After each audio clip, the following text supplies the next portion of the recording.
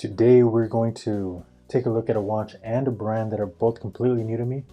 This is actually my very first Luminox, and I'm pretty excited to get a hold of this one.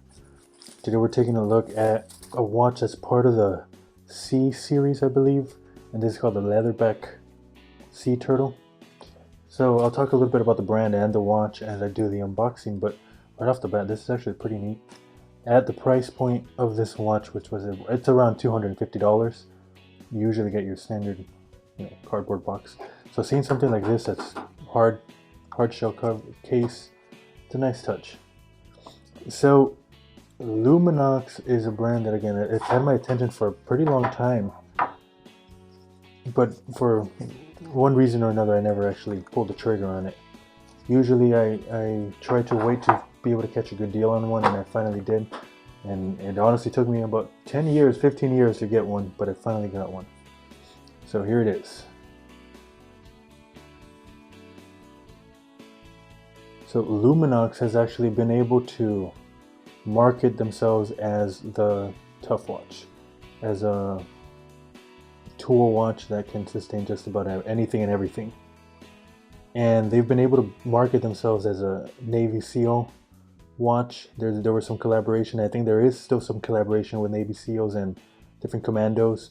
And I mean, they hold their weight. They're able to hold that tough image. And a lot of people often recommend Luminox as an alternative to G-Shocks. Some people think that G-Shocks are more on the childish side, their designs. And I personally don't feel that way. I'm a big fan of G-Shock, and I'm actually wearing one right now.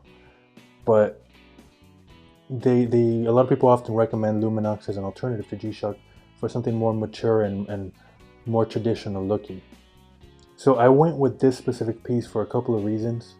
First of all, this is one of the entry-level watches. I didn't want to spend too much money on my first Luminox purchase, but I was able to get this at well under $200. They usually retail for around $250. And I did something different that I usually don't do. I went for the all blacked out version because I don't have anything like this. I have a lot of divers and I have nothing like this. So I want to see how this holds up with wear and tear. And I also did something different in the sense that I went big. This watch is actually 44 millimeters. It has a thickness of around 12 millimeters, maybe a little less. It actually looks and feels pretty thin. But they do have a 38 millimeter alternative, and I would have gone with that if I hadn't been able to try them on. I actually saw these at my local dealer, and I tried them on, and the 38 millimeter just kind of disappeared on the wrist. It felt kind of way too flimsy. These are very, very light, and see, this is Carbonox case. I'm not sure what exactly that is, like the actual properties of it, but this watch is extremely, extremely light, and I could see how people love that for that rough, that tough tool watch use. It disappears on the wrist. But I went 34. This one is actually 44 millimeters, and I'll put it on the wrist right now. But it's actually quite wearable.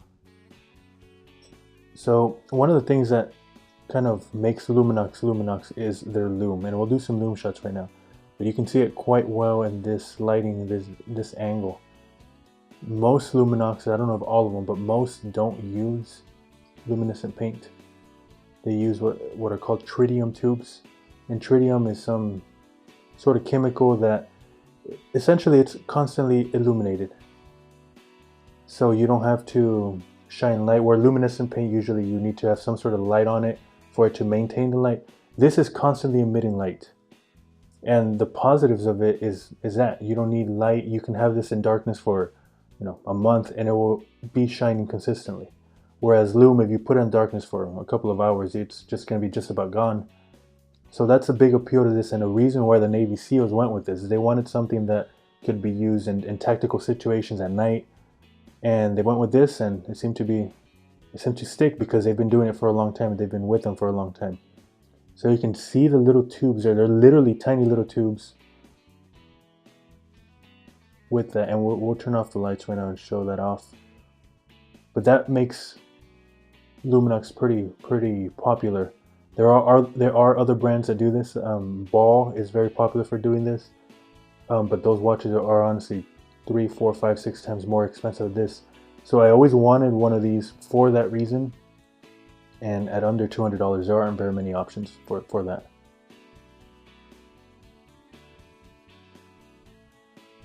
So this is a standard diver's watch. Like I said, it's 44 millimeters, 12 millimeters thick, 22 millimeter lug. It has a water resistance of 100 meters. So that should be just about anything you need. As you can see, it does have the little tritium tubes on every other indice. A lot of other watches that they have them on every single one. I wanted to go with one of those, but the prices on those were just way too much in my opinion. Compared to this, they're 2 or 3 times more, even though they were pretty identical watches, just with the tritium difference. Luminox has a whole bunch of a range of watches that are quite attractive. I wanted to actually get a hold of the chronograph version of this, but again, the price just didn't fit, and the actual wear I actually got to try it on, it just fit a little bit too big. So obviously there's not too much to this. The strap is a standard silicone strap. Tag. This is really comfortable, but I can already tell this is going to wear big because of this specific design here. This is 22 millimeters, so I would guess each little end here adds another 2 millimeters or so. So in reality, this strap right at the start, I would guess it's closer to 26 millimeters. So it'll fit big, but I'm actually going to throw this on a different strap and see how that wears. So I brought out a couple of other watches here to kind of compare the size to show that it's actually quite wearable.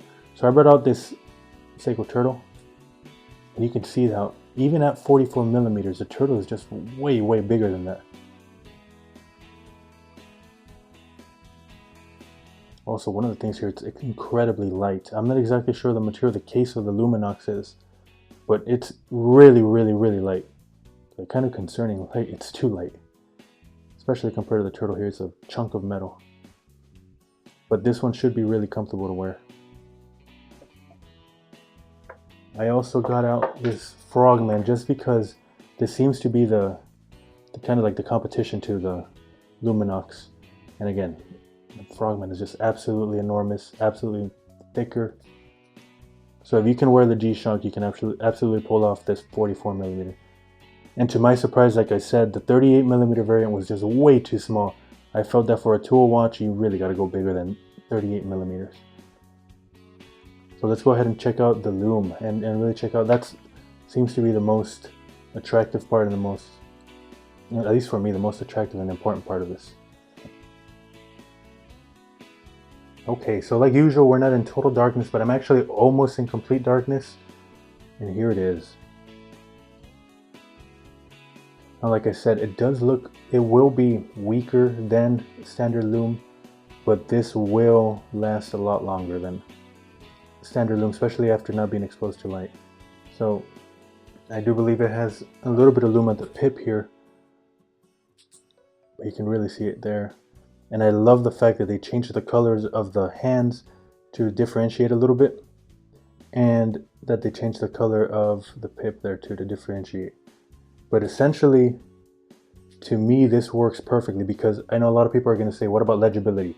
It's not the most legible watch, but this makes all the difference to me, because this is all you really need to be able to tell time. And again, I think that's a big reason why the Navy SEALs go down this direction, because ultimately this right here tells you all the time, even though there's no light, and even if there were less light than there is now, you'd be able to tell.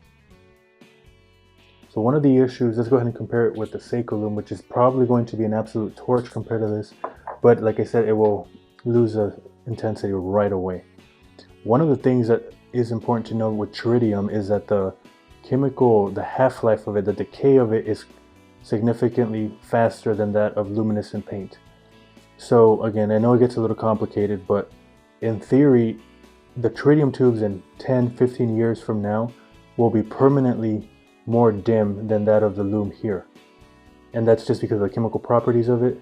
So this is one of those things that, while it won't be completely gone, and I do have actually an old watch with tritium tubes, that's maybe even like 20 years old, and the tritium is just about gone, the illumination side of it, but it's still there. You can still kind of see it in darkness. So again, if it will last you a good 15, 20 years, but it will lose the intensity just because of its chemical properties. So like I said, it is pretty significantly brighter, the Seiko, but for a watch like this, it's not about intensity, it's more about duration, and the tritium duration is not even a question with tritium, it's always on. So in theory, if we leave these and come back 20 minutes later, the Seiko will be most of it will be gone, while the tritium will be the exact same as it is right now. So I thought that was a pretty neat thing. I'm pretty excited about this watch. It's really different. I went with a completely different look and design than I usually do just to try it. And I'm not sure how I'll like it, but we'll see. So let's go ahead and throw this on the wrist and see how that wears. Yeah, so on the wrist, it absolutely does wear big. You can feel the 44 millimeters. And now that I look at it here in the sunlight, the lugs are actually a little bit long. So it will wear a little bit bigger. But even with that being said, it does wear smaller than the Seiko Turtle and the G-Shock. The case here on the side also has a little thing coming out, which I guess makes it look, I guess, like a turtle, which is why it's called that. But it does wear big. It's not unwearable, and this will be my tool watch for a while. I'm going to actually put it to test and put in some really tough situations and see how it lasts. And I guess I'll be reporting on that in the near future.